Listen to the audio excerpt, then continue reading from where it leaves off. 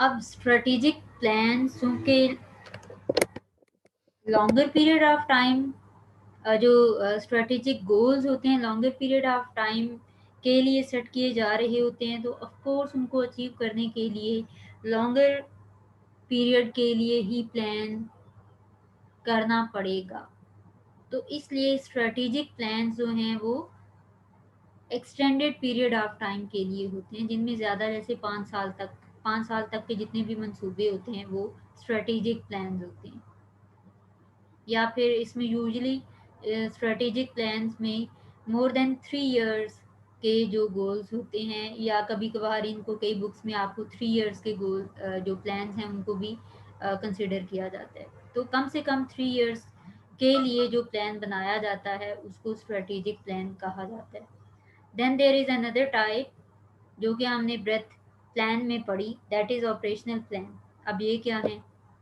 वो strategic plan है लंबे टाइम पीरियड के लिए जो हम ओवरऑल प्लान करते हैं। अब ये ऑपरेशन से रिलेटेड है। Specify the details of how the overall goals are to be achieve. अब वो जो स्टेप बाय स्टेप एक छोटी छोटी एक्टिविटी को इंक्लूड करते हुए आप प्लान करते हैं। जैसे आप कहते हैं suppose if you want to go to Karachi, और उसके लिए आप रूट चूज करते हैं बस या ट्रेन का। तो जब आप सोचते हैं कि हम ट्रेन पे जाएंगे या बाय एयर जाएंगे या बाय बस जाएंगे, ये आपका स्ट्रेटेजिक प्लान हो गया। अगर आप ट्रेन या बस के थ्रू जाना चाहते हैं और उसमें आप कहते हैं कि पहले हम जो है वो फलां स्टेशन से जाएंगे, ट्रेन में बैठेंगे और ट्रेन जो है वो वहाँ तक जाएगी जो भी एक स्टेशन है या बस का। इसी तरह से फिर आप कहते हैं कि वहाँ से हम फिर दूसरी ट्रेन या बस में बैठेंगे और फिर हम फलां सिटी में जाएंगे और फिर वहाँ से हम, ये जो स्टेप बाय स्टेप आप चल रहे हैं, छोटी छोटी बातों को उसमें आप एक्टिविटीज़ को इन्वॉल्व कर रहे हैं, ये ऑपरेशनल प्लान होते हैं।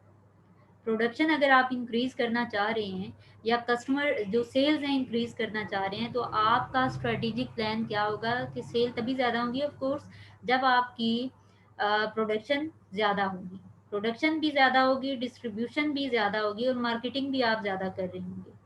स्ट्रेटेजिक प्लान, क्या आपने प्रोडक्शन भी इंक्रीज करनी है, डिस्ट्रीब्यूशन भी इंक्रीज करनी है, मार्केटिंग भी इंक्रीज करनी है, ये स्ट्रेटेजिक प्लान है। अब वो कैसे करेंगे? आप कहते हैं कि नंबर ऑफ कस्टमर्स को अगर बढ़ाना है तो हम पहले अगर औरतों के लिए या फीमेल्स के लिए प्रोडक्ट उनको ऑफर कर रहे थे, तो अब हम मेल को भी टारगेट करते हैं। और कैसे करेंगे? मेल को अगर अट्रैक्ट करना है तो उसके लिए प्रोडक्ट में ऐसे कौन से फीचर्स हैं जिससे you can convince your mail customers. या फिर आप अगर सपोज फीमेल्स के को ही टारगेट करना चाह रहे हैं, उसमें आप पहले सिर्फ टीवी पे ऐड दे रहे थे, अब आप सोचते हैं कि नहीं अभी सोशल मीडिया मार्केटिंग भी करनी है। सोशल मीडिया मार्केटिंग करनी है, स्ट्रेटेजिक प्लान ही इसको लेंगे हम। सोशल मीडिया में अब कौन कौन से सोशल मीडिया साइट्स को आप टारगेट करेंगे और किस तरह से? अज्यूम करते हैं एक ऑर्गेनाइजेशन चाहती है कि हम अपनी कोई एचआर प्रोफेशनल या एचआर कंसल्टेंट हैं सपोज, या कोई ऐसी फर्म है जो कि ह्यूमन रिसोर्स या डिफरेंट प्रोफेशनल्स उनके पास हैं, वो डिफरेंट कंपनीज को, जिसको इंजीनियर चाहिए उसको इंजीनियर भेजती है, जिसको डॉक्टर चाहिए उसको डॉक्टर चाहिए भेजती है, जिसको इवन कोई मेड चाहिए उसको मेड भेजती है। तो इसमें वो क्या करते हैं कि ठीक है हम एक डिज़ाइन करते हैं अपनी स्ट्रेटेजी के मेल्स जो हैं यूजुअली हर बंदा या फ़ोन पे या व्हाट्सएप हर बंदा सुबह उठते चेक करता है और रात को सोने से पहले चेक करता है और लंच टाइम में चेक करता है, 3 टाइम। तो आप प्लान करते हैं कि सुबह इतने बजे लोग यूजुअली उठते हैं इस एरिया के और इतने टाइम में हम उनको व्हाट्सएप या मैसेज कर देंगे या ईमेल कर देंगे। तो 9 बजे ऑफिस टाइम स्टार्ट होता है अगर, तो 9 बजे हम एक ईमेल कर दिया करेंगे सबको, फिर 2:30 बजे कर दिया करेंगे, फिर रात के 11 साढ़े 11 12 बजे एक ईमेल कर दिया करेंगे। अब ये जो आप छोटे छोटे काम कर रहे हैं कि अगर सोशल मीडिया मार्केटिंग करनी है तो उसको कैसे करना है, वो जो कैसे करना है वो अब स्ट्रेटेजिक प्लान है कि सोशल मीडिया मार्केटिंग करनी है, कैसे करनी है वो ऑपरेशनल प्लान बन जाएगा।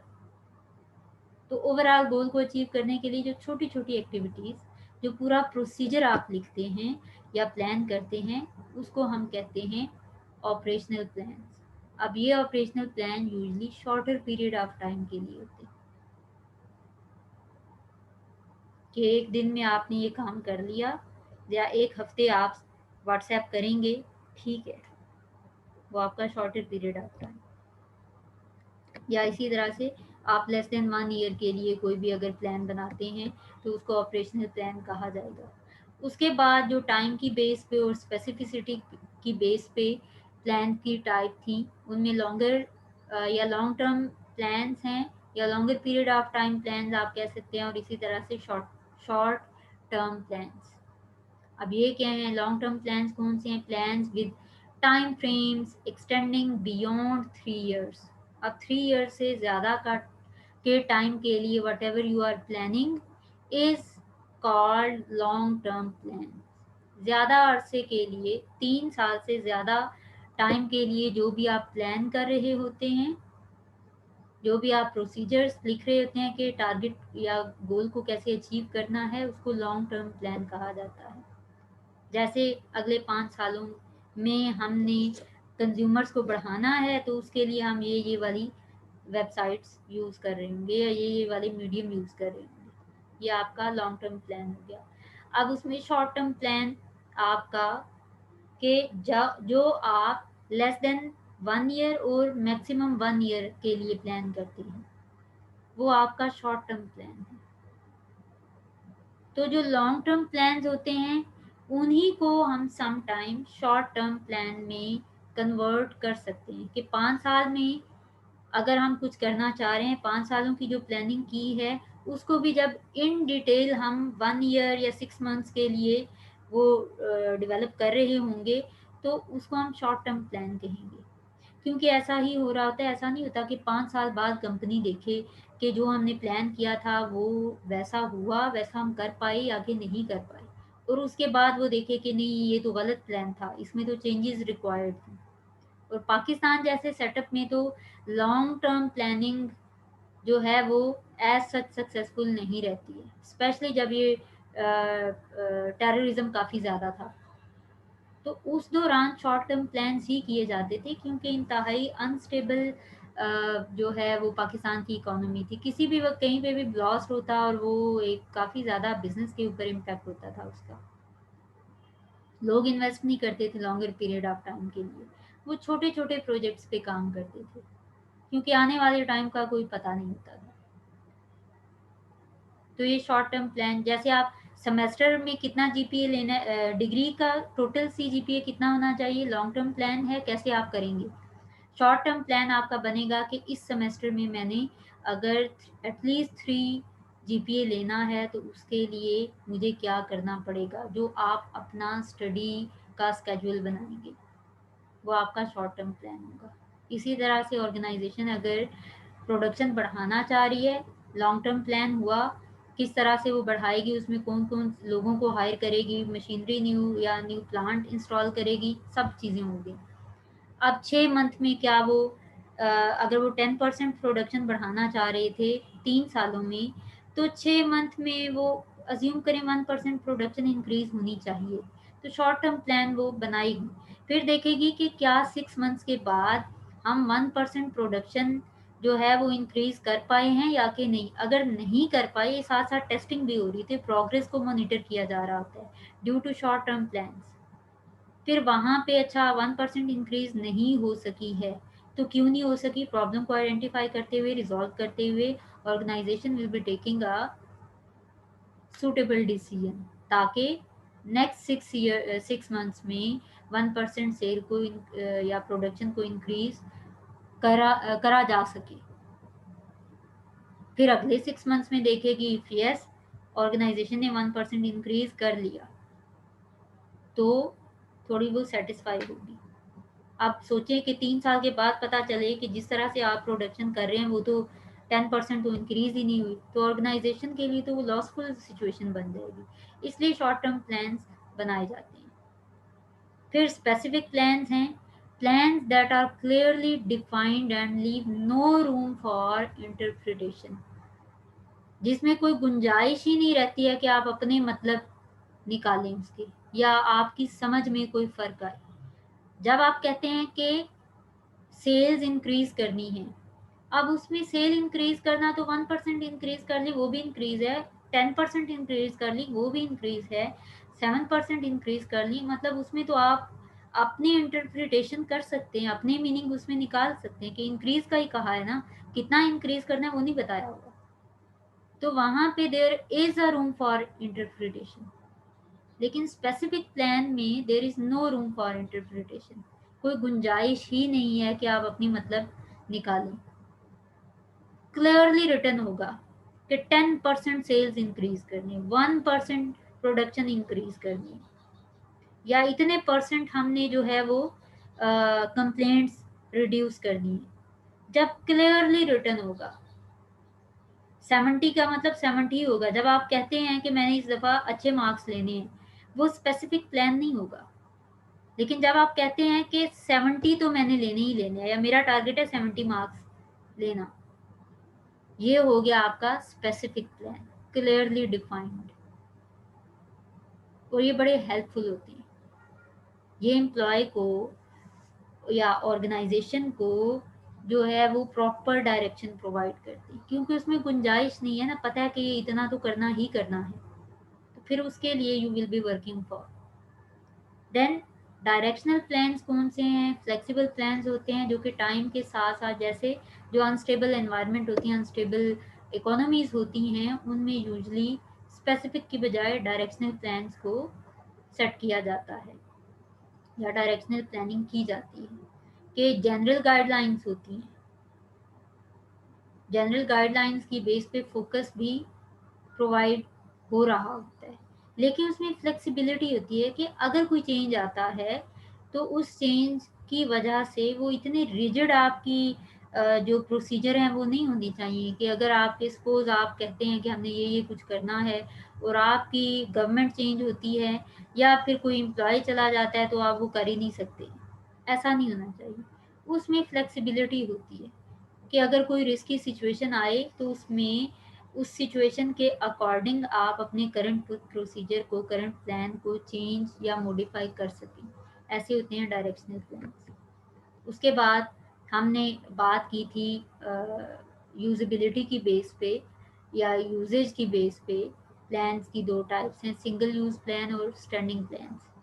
सिंगल यूज़ प्लान कौन से हैं? जो कि वन टाइम के लिए आप प्लान बनाते हैं, कोई एक डिफरेंट सिचुएशन आई, जैसे कोविड-19 आया, इसके लिए आपने जो भी प्लानिंग की या इस सिचुएशन में कैसे वर्किंग करनी पड़ेगी, ये सिंगल यूज़ प्लान है। अब ऑर्गेनाइजेशन में जितनी भी ऑर्गेनाइजेशन हैं उन्होंने जो भी प्लानिंग की है इस लॉकडाउन में, आप किस तरह से वो वर्किंग करेंगे, वो हमेशा ऐसे वर्किंग नहीं करेंगे, वो सिर्फ तब इस टाइप की वर्किंग करेंगे या उनके प्लान्स तब तक यूजेबल हैं जब तक कि लॉकडाउन रहेगा। लॉकडाउन ख़त्म होगा तो उनके रेगुलर प्लान्स स्टार्ट हो जाएंगे। तो स्पेशल या यूनिक सिचुएशंस के लिए आप जो प्लान बना रहे होते हैं जिसको वन टाइम के लिए आप यूज़ करते हैं, जैसे मैंने एडमिशन्स की बात की कि एडमिशन्स आते हैं, सपोज जब जब एडमिशन्स आते हैं वो सिर्फ तब तक के लिए वो कमेटी बनाई जाती है, वो सिंगल यूज़ प्लान है।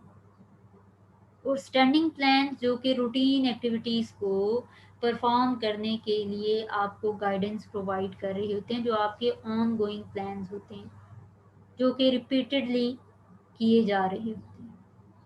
प्रोडक्शन कैसे करनी है, हर दफ़ा आप वैसी ही प्रोडक्शन कर रहे हैं। डिस्ट्रीब्यूशन कैसे करनी है, वो प्लान बना हुआ है, हर दफ़ा वैसी ही प्रोडक्शन डिलीवरी या डिस्ट्रीब्यूशन की जा रही है।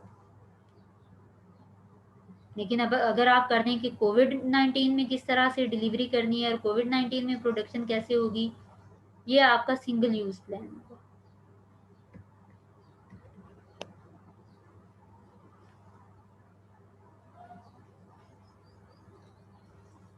अच्छा जी, इसके बाद अब हमने गोल्स और प्लान्स को तो डिस्कस कर लिया, इनकी टाइप्स भी पढ़ ली।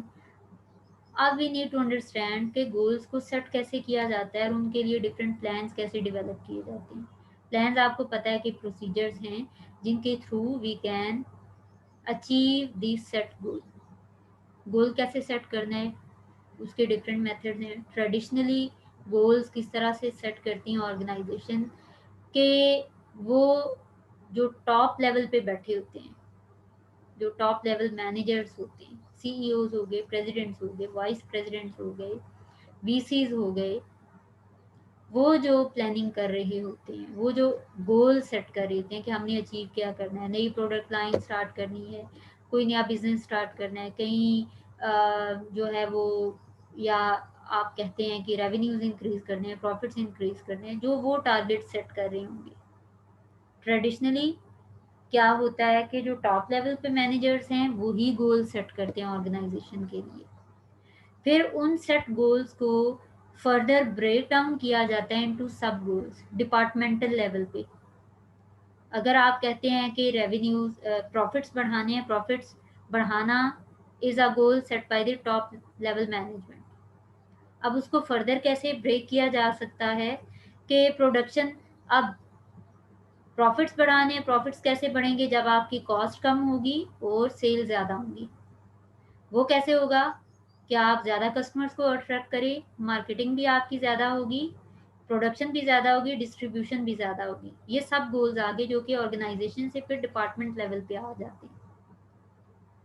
और इसमें यूजुअली जो टॉप लेवल मैनेजर्स होते हैं ब्रॉडर पिक्चर को देख रहे होते हैं, वो छोटी मोटी चीज़ों को वो नहीं देखते। उन्होंने बस ये देखना है कि हमें अब ज़्यादा प्रॉफिट्स अर्न करने हैं या हमें कोई नई प्रोडक्ट स्टार्ट करनी है, क्योंकि उसकी डिमांड है और हमारे पास इतनी इन्वेस्टमेंट है कि हम ये अफोर्ड कर सकते हैं। अब ऐसे जो गोल्स होते हैं उनको सेट तो कर दिया जाता है, उनको अचीव कैसे करना है, उनकी जो फिजिबिलिटी होती है कि प्रैक्टिकली ऐसा पॉसिबल है या कि नहीं, वो भी देखना पड़ता है। और ऐसे ही गोल सेट किए जाते हैं जो कि चैलेंजिंग होते हैं लेकिन अचीवेबल होते हैं, वो इम्पॉसिबल टू अचीव नहीं होते हैं। अब ऐसे गोल्स अगर तो जो लोअर लेवल के मैनेजर्स हैं उनको क्लियर ना हो कि हम करना क्या चाहते हैं, तो फिर they will not be able to understand कि अपने डिपार्टमेंट से काम करवा सकें। तो इसलिए क्लियरली डिफाइंड गोल्स होते हैं। टॉप मैनेजर्स बताते हैं कि हमने करना क्या है, नई प्रोडक्ट अगर स्टार्ट करनी है तो कौन सी वाली प्रोडक्ट होगी। और उसमें फिर यूजुअली जो मिडिल लेवल मैनेजर्स होते हैं उनको भी साथ बिठाया जाता है so that they can participate कि क्या पॉसिबल है, हमारी ऑर्गेनाइजेशन की कैपेसिटीज़ क्या हैं, हम कितना इन्वेस्ट कर सकते हैं, हमारे पास ह्यूमन रिसोर्स, फाइनेंशियल रिसोर्स और जो हमारी फिज़िकल रिसोर्सेज हैं, प्लांट और मशीनरी, हमारा इंफ्रास्ट्रक्चर वो कैसा है। उसके होते हुए हम कौन सा टारगेट या जो भी टारगेट या गोल और टॉप लेवल के एग्जेक्टिव ने सेट किया वो अचीव कर सकते हैं या कि नहीं। अब फॉर एग्जांपल यहाँ पे आप हम देखते हैं कि डिफरेंट लेवल पे गोल सेटिंग किस तरह से ट्रेडिशनली की जा रही होती है। टॉप मैनेजमेंट का ऑब्जेक्टिव क्या होगा, we need to improve the company's performance, वो कंपनी की परफॉर्मेंस को इंक्रीज करना चाह रहे हैं ओवरऑल, ये top level manager goal set करेगी। अब जो डिवीजन लेवल मैनेजर्स हैं जो कि मिडिल लेवल मैनेजर्स आते हैं, वो क्या करेंगे, I want to see a significant improvement in this divisions profits, क्योंकि कंपनी की performance top level management increase करना चाहती है, तो हर डिवीजन का मैनेजर जो कि मिडिल लेवल मैनेजर है वो क्या टारगेट सेट करेगा, क्या गोल सेट करेगा कि अपनी उस डिवीजन को वो इम्प्रूव करे। इसी तरह से फिर हम जब लोअर लेवल या फर्स्ट लाइन मैनेजर्स की बात करते हैं जो कि डिपार्टमेंट के मैनेजर्स हैं, उनका गोल क्या होगा, increase profits regardless of the means, कि काम कैसे करना है उससे कोई लेना देना नहीं है, हमें प्रॉफिट्स इंक्रीज करने हैं या हमें ओवरऑल जो परफॉर्मेंस है कंपनी की उसको इंक्रीज करना है। अब ये देखें ऊपर से नीचे आते आते गोल ज़्यादा क्लियर होते जा रहे हैं। ऊपर टॉप लेवल ने कहा कि कंपनी की परफॉर्मेंस इंक्रीज करनी है, किस टाइप की परफॉर्मेंस की बात हो रही है दैट इज़ नॉट क्लियर। लेकिन डिवीजन लेवल पे मिडिल लेवल मैनेजर उसको थोड़ा फिर क्लियर कर रहा है कि अपनी डिवीजन के प्रॉफिट्स को इंक्रीज करना है। फिर उस डिवीजन में जो डिफरेंट डिपार्टमेंट्स के मैनेजर्स हैं जो कि फर्स्ट लाइन मैनेजर्स हैं वो मज़ीद क्लियर करते हैं उसी गोल को कि हमने